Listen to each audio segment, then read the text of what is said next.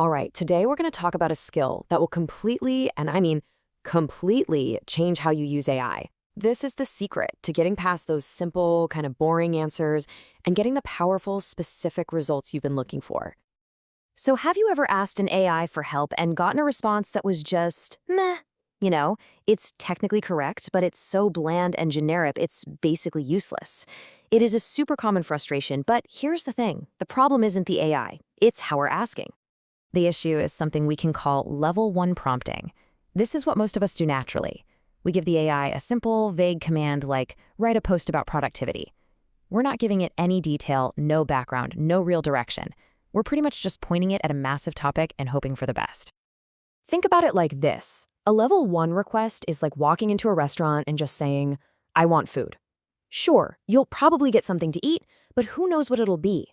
You're leaving everything up to chance. So on one hand, level 1 is that vague request for food. But level 2, that's like telling the chef exactly what you want.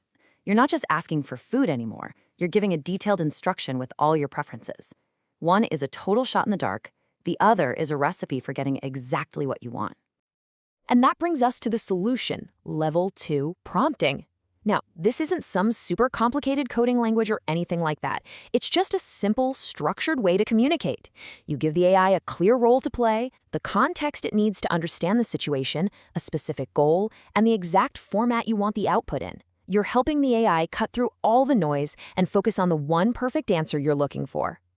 So, how does this actually work? Well, it all boils down to a really simple but incredibly powerful blueprint. Just think of it as a 4-part recipe for success. First, you assign a role. Tell the AI who it should be, an expert marketer, a travel guide, a scientist.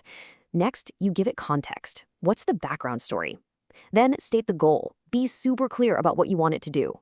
And finally, define the format. Tell it exactly what the final product should look like. A bulleted list, a formal email, or maybe 3 tweets. Okay, enough with the theory. Let's put this into practice and see what happens. And trust me, the difference this makes isn't just a small improvement. It's a total game changer. Okay, here's our before picture. A classic level 1 prompt that we've probably all tried. Write a post about the benefits of remote work. It seems reasonable enough, right? But it's not very helpful. And here's the result you get. It's a fine sentence. It's not wrong, but it's so boring. It's the kind of thing you'd find on a million different blog posts. It's generic, it's uninspired, and it adds absolutely zero value. But now, look at the level 2 version. We start by setting that role, a senior HR manager, which instantly gives it a perspective. Then we add context. We're writing for managers who are skeptical. The goal is crystal clear. Persuade them with 3 data-backed points. And the format is super specific, right down to the professional tone and ending with a question. And would you look at that result? It's night and day. It speaks directly to the target audience, it uses specific, persuasive data, and it has a clear call to action with hashtags ready to go. We've gone from a vague, forgettable sentence to a powerful piece of communication you could actually use right now.